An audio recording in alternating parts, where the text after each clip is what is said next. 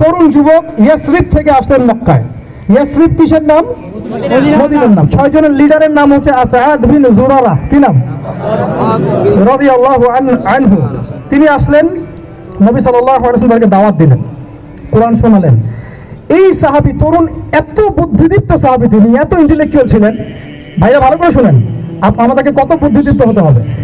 তিনি আগেই মদিনার ইহুদিদের কাছে শুনেছিলেন কোন এক সময় যে শেষ জামানায় একজন নবী আসবেন যার নাম হবে আহমদ। কি নাম হবে? এবং উচ্চ বংশ থেকে আসবে, উচ্চ বংশ থেকে। তার চরিত্রের ব্যাপারে সবাই সার্টিফিকেট দিবে, তার চরিত্র একদম পবিত্র। তো এই সাহাবী এটা শুনেছেন আগেই, কারণ মদিনায় তখন ছিল বনু কুরাইজা, বনু কাইনুকা, বনু নাজির, এই 3টা গোত্র তারা সেখানে কিন্তু আগে থেকেই ছিল। এখানেও প্রশ্ন আছে, তারা আগে থেকে ওখানে কি করছিল? তার আগে থেকে সেখানে শেষ নবীর অপেক্ষাই করছিল। কথা বুঝতে পারছেন?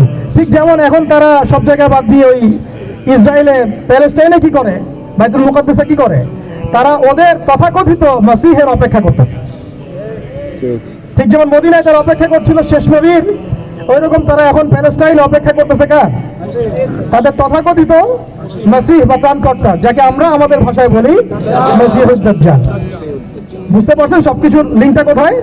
তাই এখন এই 6 জন সাহাবী যখন এটা জানতেন যে হ্যাঁ একজন নবী আসবেন, শোনা মাত্রই কাল বিলম্ব না করে ইসলাম কবুল করে ফেললেন। সুবহানাল্লাহ। হক পেয়ে গেলে আর কাল বিলম্ব